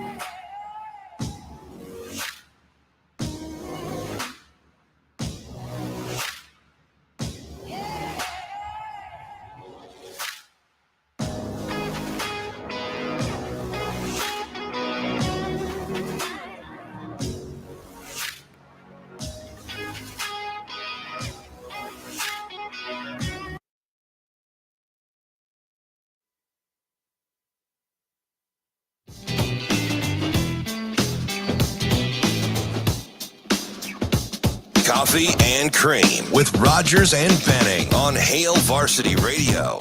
No real live practice to get ready for this one, so we'll see how the legs are for the Wildcats. Look at Tominaga driving to the rim to start things off. That's the scary thing about a zone. Is you're in an area not with a man. Ooh, Jenna Dawson. A little frustration taken out of the rim. Kevin Kugler on the call there. With our famed Nicholas Allen. How fortunate, how spoiled are Was we? that FS2, right? Yeah. On FS2? Couple of Sports local little brother, as you said. greats. Yeah, man. We got to ask my guy, man, how he feels about that. It's back on Coffee and Cream in the morning here on Hail Varsity Radio, powered by Currency. Damon Benning, Andrew Rogers, and now bringing in Robin Washut, who is a fantastic guest if you want to learn anything and everything about Nebraska basketball. He's the Nebraska senior team writer for Husker Online. Robin, good morning. Good morning. You're far too kind. I always feel like you say that, but you know me, Robin. I'm not saying anything good about anybody that I don't believe, man. Like your write-ups, right. When you put it like that, right? Right. Like your pregame notes, your patience. I mean, people at your delivery. So here's my favorite, right? Like, even Trev doesn't know, but what inevitably is somebody going to ask Robin Washut? Hey, Robin, I'm in chat. How many games does Coach Hoiberg need to like? Bro, how is Robin supposed to know that? Like, why do people ask Robin Washut that? Robin, have you talked to the brass? Do you know how many games Coach Hoiberg needs to win to save his job? Yeah. And the best is when I just give them a guess and they get mad about it. Well, and you know what's that's always fun. You know what's funny about that, Robin, is because I was listening to your Fast Break segment the other day, and you had mentioned an interesting point about Fred Hoiberg, kind of like answering the question without answering the question by talking about how the $11 million buyout could be hanging over Trev's head, or is that a lot? It's not a small amount of money, and possibly the long hours and stressful days he had to endure when he was searching for his next football coach. I mean, answer this if you can. Does that make you think no matter what happens going forward, that they will just stick to Fred for another year because he was hit with a lot of uncertainty this year? I'm not going to say no matter what. There's a lot that could potentially change over this next month and a half to where, I mean, if this thing completely bottoms out and they're losing every game by 20 and fans stop showing up, then it might be a much different discussion. But, you know, personally, I don't see that happening. I think there's still too much leadership on that locker room, even with the guys that are out. And I think they have a style of play that, assuming they can get some semblance of offense going, they can at least avoid those types of just real embarrassing defeats. But they're facing a really uphill battle right now, and I think, as I mentioned on that video and other places, that it's kind of just an incomplete discussion right now, because a lot depends on just kind of the optics of how this thing finishes out. And is Fred Hoiberg's team still playing with fight? Are they at least given the level of effort that has given them the success that they've had thus far? And are they, even if they're not necessarily winning much, are they at least giving the fans a product they can be proud of? And if they do, I think that the reasons for optimism, paired with Fred's situation with his contract, and then obviously Nebraska's situation coming off all the work they had to do on the football side, it just seems like everybody's trying to avoid having to make a big move right now. And so again, that's kind of where I think things stand right now. But there's very much the opportunity that things could change one way or the other in this discussion, just depending on how the rest of the season plays out. Robin, let me take advantage of your thoughtfulness. How do we reconcile, or how would you reconcile in your head when his top 5 guys were playing, they were 7-3, right? It's hard data. It's right there. We can see it. A couple good wins, Creighton, Iowa. Say what you want about a meaningful loss with Purdue versus 4 years of being a microcosm of what Nebraska historically has been. Is that how long of a discussion is that? I mean, I think that's a huge part in this, because of just how drastically Fred changed everything about this program since the end of last season, with reconfiguring his coaching staff and bringing in guys with different philosophies and schematic ideas, and recruiting a different type of player, where you're not going out there and stargazing for the best available prospects. You're getting guys that fit a plan, that fit an identity that you're trying to build. And the fact that they had immediate success in literally one off season and one half of a regular season to show what maybe this big picture vision could be. I think that's something that, when you talk about reasons why Fred should come back, that's got to be right up there at the top of the list. That I think every Nebraska fan that you talk to will agree that this has been by far the most enjoyable season under Fred Hoiberg, and it's not even close. And a lot of that is because they're playing a style of basketball that, one, is, in my opinion, much more conducive to success in the Big Ten, fits the type of play that I think a lot of Nebraska fans want, where they're tough, they're gritty, they're playing good defense, they're rebounding, and it's team-oriented offense. And I think that is something that, regardless of win-losses, is a lot easier for most fans to get behind. And you pair that with the fact that they went to Omaha and beat Creighton. They beat Iowa by 16. They arguably should have beaten the number 1 team in the nation in Purdue. They beat Ohio State. Those are undeniable. That when this picture played out the way that Fred Hoiberg had hoped, Nebraska was pretty good.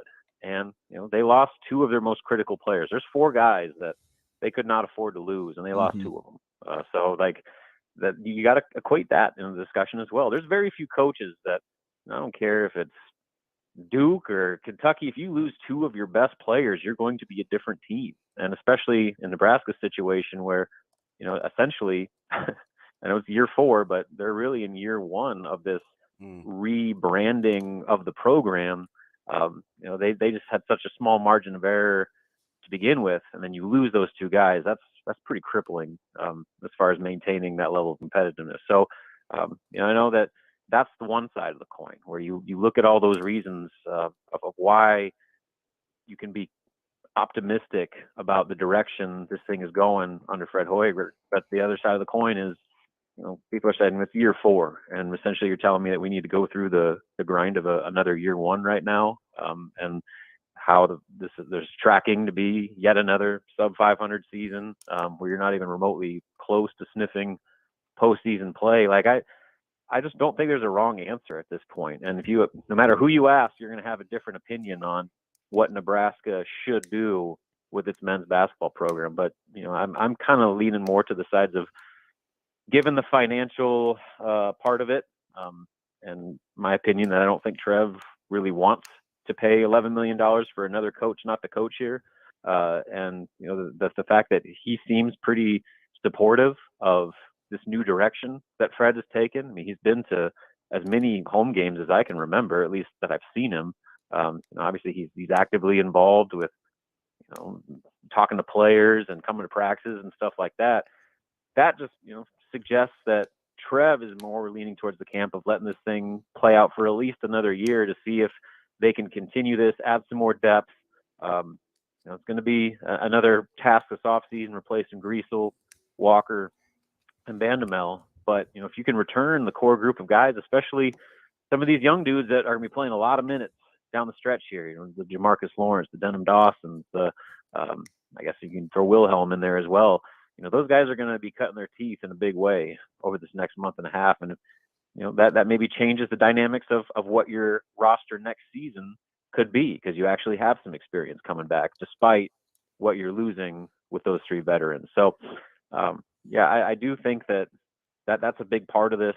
And for the only opinion that matters with Trev Alberts, I think that's could be enough reason to keep this thing going another year.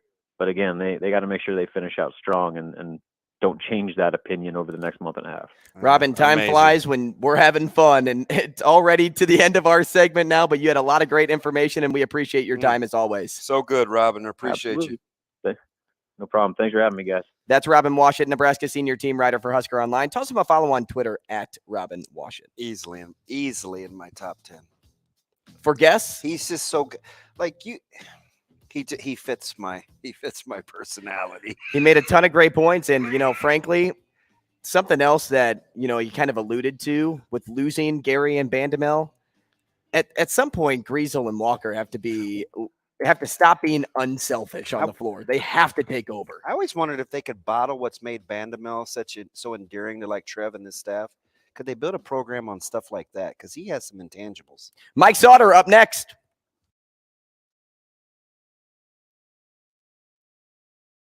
Rogers and Benning will be back in 4 minutes.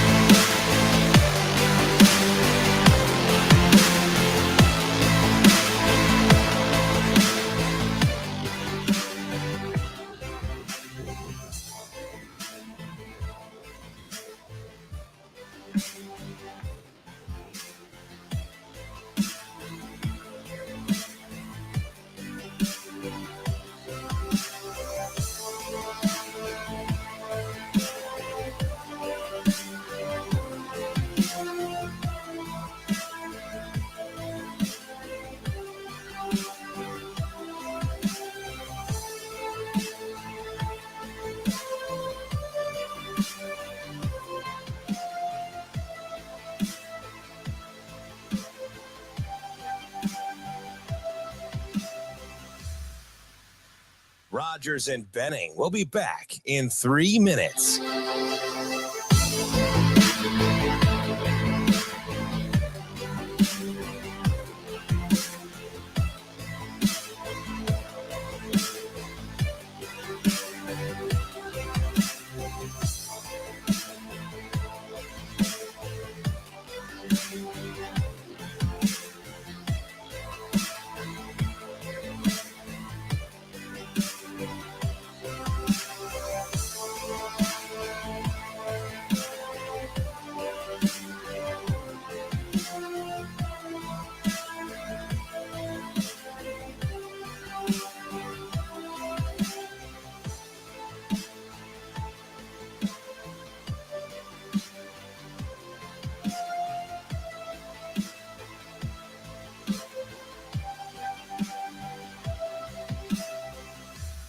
Rogers and Benning will be back in 2 minutes.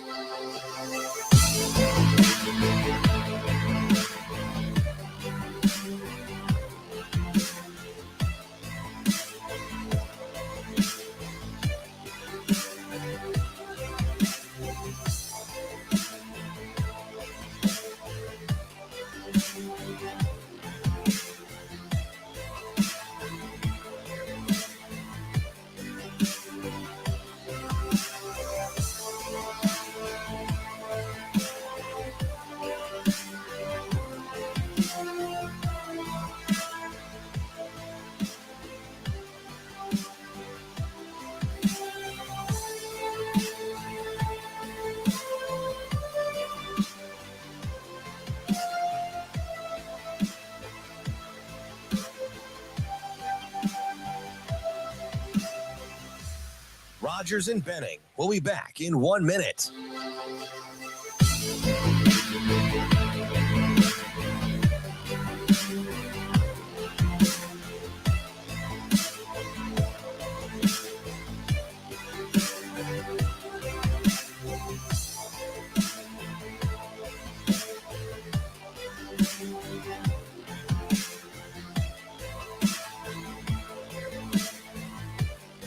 Rogers and Benning will be back in 30 seconds.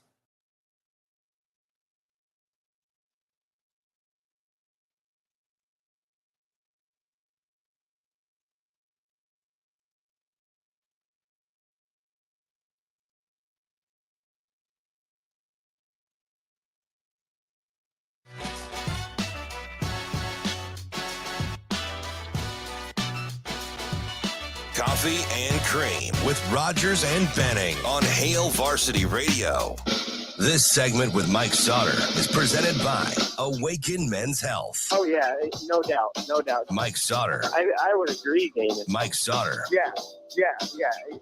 Mike Sautter. Oh, man, you're going to put me on the spot. Mike Sautter.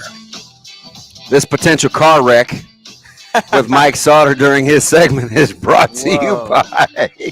No, actually, just in case of the potential car wreck, make sure you find folks, stop out and see our guys at Dingman's, voted best in Omaha for 18 years running. So good at what they do. A lot of personal experience. So I'm telling you what I believe to be true. If you're looking for locally owned and operated that's got care and concern for the community, do you see that? A lot of alliteration, like our Fun Fantastic Friday. Then it's got to be about Dingman's. They got great locations all over the city. Yeah, you can stop out on 120th. That's their standalone. They do what they do. All makes and models, old to new, 25 years in the business. You're obviously pretty good at what you do. That is Dingman's Collision Center as we welcome in Hurrdat Sports' very own train wreck, Mike. He probably feels like a train wreck too. Well, he's got low testosterone. That's probably what it is. Is that what it is? How's your testosterone levels, Mike? It's better than I thought. I'll tell you that. Today, no one ever. Waking up today, I'm feeling a lot more sore today than I did yesterday. Yeah. But the champ is here. Oh, I knew that was coming. The champ is here. The champ, yeah. The champ is here. The champ is definitely here in the building. That's Will Smith. What movie was that? Is it Ali? Very good. Yeah. Ali. Well, Ali. Kumbaya. What I should do is go check out Andrew with Awaken Men's Health, who has over 7 Not years. me. Over 7 years of experience with men's Your yin hormones, is good. peptides, and weight loss treatments. If you're curious about testosterone levels or suffer from fatigue, low libido, weight gain, or muscle soreness, go check him out at Awaken Men's Health. You're experiencing some muscle soreness too after your fight with Chuck. I shouldn't say fight, yeah. Wrestling match with Chuck. And I definitely think you're low on the whole libido testosterone thing. So go get yourself woke. Stay woke, Mike Sautter. I was going to say something about asking my wife, but I'll leave that alone. Hey, I don't want to do all that. No, for real though, my body is telling me I'm a 43-year-old and shouldn't be wrestling grown men. My mind's telling me no. See, I was but my body. Yeah. At what point, Mike Jerome R. Kelly. At what point should you not mess around anymore and actually take competition seriously? Yeah, I almost got a rude awakening too, and he's much younger than me. Darlando Hill, who's a state champion wrestler, coaches on our Westside wrestling staff. I went to school with his uncles and his dad, and we were just messing around after practice. And he had the Sautter technique too: stall, long arms, didn't exert a ton of effort. You know, I wanted to give him a warning, but I remember when he won state, he's very defensive oriented, but I felt a lot better than this guy. I had a feeling you'd be in trouble over here when your lack of flexibility was very apparent. That is true. Hey, couldn't do a sit-up. It's just I weird. can do a sit-up. Couldn't do a push-up. I can do multiple. All right, when we're done with this show for the morning dump, I'm going to do 25 push-ups in a row. I believe you. I will. Hey, this is how the wrestling thing happened. I got dared, and I'm like, all right, I'll show this you. wasn't a dare. I just called you out and said that people are I'm saying gonna you do it. won't. Hey, I'm not the athletic. people. I was just telling you what the people were saying. I'm the champ. The champ Don't is here. forget. I have a question. 25 push-ups with a bad You've back. done this a while. When's the last time you've seen a team in consecutive games have 7-point possessions? Not very often. Wasn't about Tuesday? Yeah. Prep in West Side. That was They did it a couple of days earlier against Central. yeah. It was West Side was in control of that game. It felt like 30 out of 32 minutes. And then it just was like that one little, you make a mistake in getting a tee. Probably, no reason to talk in that moment. After a foul, so that's 4 straight free throws. You're up 37-33, and then bang, and then you miss shot, and then bang, or they get the ball, and then it's a 3, and it's like Joey Reichel was a dude. Yeah. Like he couldn't miss 6 threes. I go back and I listen. I watch that and I'm like, are we icing ball screens or are we not? Yeah. Like you just can't let good shooters shoot the basketball. I kind of felt bad too in that game for CJ Mitchell. Well, I mean, not felt bad, but he was he was on it early. Quick, real early. And then he got his second foul with 1:52 left in this first quarter, and he had to sit, and it kind of took him out of it.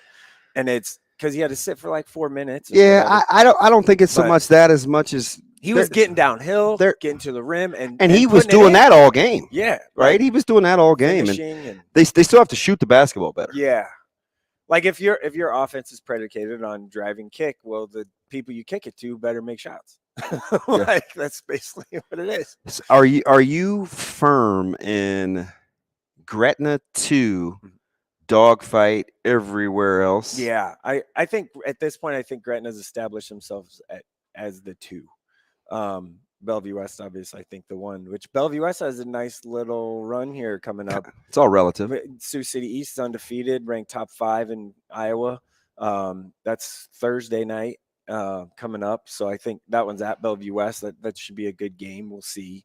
I think that they are. I think Bellevue West is clear 1. I think Gretna's clearly 2 at this point. And then it's really it's probably Prep at 3. But yeah, Prep, West Side. I'm going to disagree. I'm saying just. No. This is a discussion. Who am I? Yeah. Who beat who? Millard North is in that group. Lincoln just beats everybody. What was Tuesday? That was wild. For Lincoln East, it's and all of a sudden here comes Pius, and we talked to Alex this morning with Southwest and Lincoln East. It's a super crapshoot. Yeah, you have Southwest tonight plays. They play East tonight. Yeah, Southwest plays East. Yeah, Lincoln. There's some big games this week. So Kearney goes to North Star tonight. Kearney's at 16, number 16. In the wild card points, and Brendan Clemens and North Star starting to really play well. Kearney's Santanella 4. Yeah. So this is kind of a big game. Bryan wins. We're not talking about Lincoln. Just skip it. Bryan's at 15th right now, so that's a 2. That gets you a home game in the district. Team Galen Gully. So they beat North the other night on Wednesday, which was a weird Wednesday night game. I know. You don't see it often. Let me. Drew Jones brought up this fantastic first segment. It drained in the second segment, and then went into the third segment. Recruiting prowess, schools in town, man. Oof. When's the last time you remember seeing a week like this for the who's who? Oh, I don't. It's not. It's been. I don't think ever. Maybe back in the day before we tracked all this stuff. Back in the day. When you were playing, you oldie. Old man. It's impressive, right? I had a couple people hit me up about if Sautter doesn't tweet that schools in town or at our school. Sure, it's hard for you to keep up. There's a lot going on and moving parts. Then it must not have happened. And my response was, I'm not a mind reader. If you want me to share it, who's in today? Tell me. And I'll be more than happy to. So it's one of those things but Danny Kaline's getting a ton of run this week. I mean, a ton. Northwestern's back again today for him. They were here earlier this week. Colorado's O season. He's going there this weekend for an unofficial visit. I There's a lot going on. Tyson Terry, Caleb Pyfrom have had big weeks. Caleb obviously has had a bunch of people come in and see him at Westside. Westside today, Iowa State is there. Yeah, Anthony's today. throwing this morning. Throwing for he was exchanged text with him last night. This morning. He wasn't sure the actual coach that's coming in, if it's gonna be Campbell or not, because Campbell was in. How about this guy? Joseph Stein, Kevin Stein's kid. Mm-hmm. He flew into Grand Island. Matt Campbell and the tight end coach flew into Grand Island, went to Grand Island Northwest yesterday to see Joseph Stein, who is their 220-pounder wrestler.